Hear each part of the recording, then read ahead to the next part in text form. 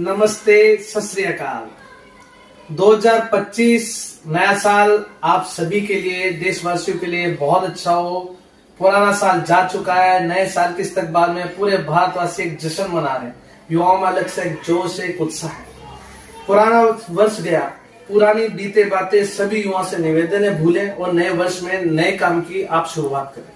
जैसे सूरज की किरण शाम को ढलती है और सुबह की नई किरण नया सवेरा लाती है, उसी तरह से जो 2024 जा चुका है उसमें आपकी कोई कमी रही उसे दूर करें। 2025 आपका सार्थक तब माना जाएगा जब आप एक नई शुरुआत करेंगे। आपका भविष्य अच्छा हो, युवाओं में अच्छा जोश रहे, आपके काम अच्छे रहें, यही हमारी आपसे प्रार्थना है, यही हमारी आपसे दुआएं। ईश्वर आपको खुश रखे, कामयाब बनाए, पूरे प्रदेशवासी हमेशा खुश रहे, स्वस्थ रहे, अपने परिवार से जुड़े रहे। क्योंकि मैं जहां तक देख पाया हूं, मेरा जो अनुभव है, जैसे जैसे आधुनिकता बढ़ी हमारी जिंदगी एक सिमट सी गई। हम हमेशा आधुनिकता में भाग दौड़ में लगते रहे, जाते रहे। तो मैं सभी युवाओं से, खास युवाओं से, क्योंकि यूथ देश को बहुत अच्छा रिप्रेजेंटेट देता है, युवाओं से देश चलता है, आगे बढ़ता है। क्योंकि देश का जो मजबूत स्तंभ है वो युवाओं को कहा गया है।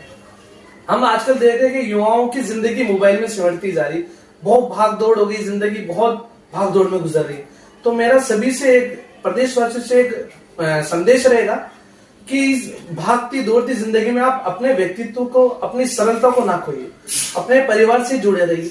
हो सकता है आप में कोई कमी हो, कोई बुराई हो, तो उसको दूर करने की कोशिश करें। क्योंकि 2025 अभी दिन की शुरुआत हुई, पूरा देश इसके इस्तकबाल में जश्न में डूबा हुआ। वो इसलिए कि आने वाला वर्ष आपके लिए अच्छा हो। ये सार्थक और अच्छा तब माना जाएगा जब आप अपनी बुराइयों से दूर रहेंगे, आपकी अच्छाइयां को और डेवलप करेंगे, लोगों से जुड़ेंगे, आप सरल रहेंगे, आपके व्यक्तित्व में अच्छी पहचान बनेगी। तो मेरे सभी युवाओं से, देशवासियों से, हिंदुस्तान के हर उस व्यक्ति से मेरा निवेदन है, मेरी गुजारिश है कि बुराइयों को छोड़ अच्छाइयों की तरफ जाएं, 2025 को सार्थक बनाएं। सभी के उज्जवल भविष्य की मैं कामना करता हूं और यूथ को मुझसे मैं गुजारिश करता हूं कि अपना जो समय वो अच्छे कार्य के लिए दें, समाज सेवा करें, अच्छे लोगों से मिलें और आपका भविष्य अच्छा हो, आप अपने कार्य के प्रति सजग रहें। सर, जिस तरह से आपके भी चुनाव हुए थे वकीलों के, उसके अंदर कौन जैसे विजेता हासिल की, किसने चुनाव जीत के हासिल किया, क्या आपका सहयोग रहा? 2024 13 दिसंबर को पूरे राजस्थान में वकीलों के चुनाव हुए थे और जिस बार से मैं सदस्य हूं, जिस बार का, वो एशिया की सबसे बड़ी बार है जिसे हम मदर बार से जानते हैं। दिसंबर 2024 को वहां चुनाव हुए, 14 को इसका रिजल्ट आया। वर्तमान हमारे अध्यक्ष संदीप लोहाड़िया जी हैं, जनरल सेक्रेटरी पद पे मनीष गगरानी जी हैं, जिन्होंने बहुत अच्छे वोटों से चुनाव जीता है। देखो, चुनाव जीतना हारना ये तो एक पहलू है। सभी वकीलों के जितने भी नेता होते हैं या जितने भी भाई होते हैं, उनका एक ही मकसद होता है कि वकीलों के हित के लिए लड़ना। वकील हितार्थ के लिए वकील कार्य करते हैं। हमारे अध्यक्ष सेक्रेटरी, उनकी पूरी कार्यकारिणी, ज्वाइंट सेक्रेटरी, उपाध्यक्ष, कार्यकारिणी सदस्य, सबका सिर्फ एक अहम मुद्दा और एक अहम हिस्सा होता है कि वकीलों के काम है। क्योंकि हम देखते हैं कि वकील हमेशा अपनी तेज भरी दुनिया में कार्य कर रहा है। देखो, गर्मी रहती फिर भी वकील कोर्ट में रहता है। वकील के लिए 24 घंटे समय की कोई पाबंदी, हमेशा समय ऑन रहता है।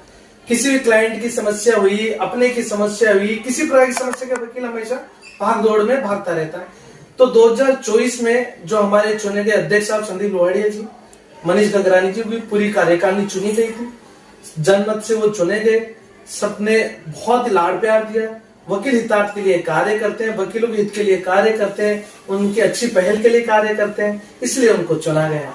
और जीतने वाले, हारने वाले सब हमारे वकील भाई हैं, हमारे वकील साथी हैं। हम सब में एक प्रेम, एक प्यार हमेशा ऐसे ही बना रहता है। सर, के साथ देखा जाता है काफी महिलाओं पे एक ऐसा जुल्म, ऐसा जाती की जाती है, जहाँ की बच्ची बना के शादी कर दिए जाते हैं घर पे, बाद में सास या कोई ससुर या ननद इस तरह व्यवहार करती है, बदतमीजी है, तो मजबूरन आप वकीलों का सहारा, ये कोर्ट का सहारा लेना पड़ता है। तो उस पे किस तरह काम करते हैं?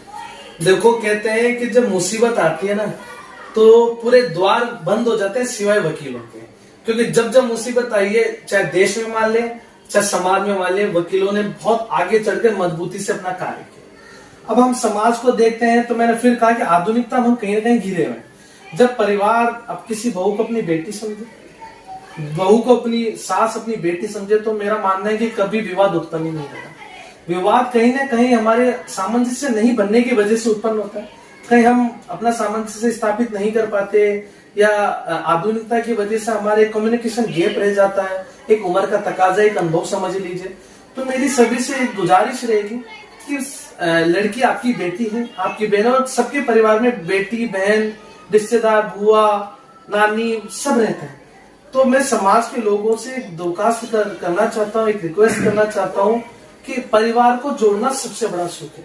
आज हम देखते जा रहे हैं कि परिवार छूटते जा रहे हैं, एकीकरण होता जा रहा है। संयुक्त, पहले हम देखा करते संयुक्त परिवार होते थे जहाँ 20-20 लोग रहते थे, 25-25 लोग, और कभी लड़ाई नहीं होती।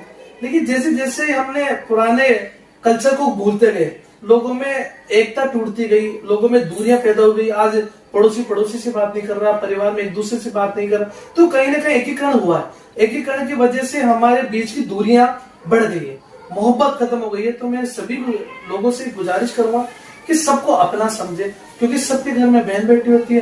अगर आपकी बहन बेटी के साथ गलत होता, कहीं ना कहीं आपके दिल में भी एक जो नफरत पैदा होती है कि यार मेरी बेटी के साथ, मेरी बहन के साथ क्यों।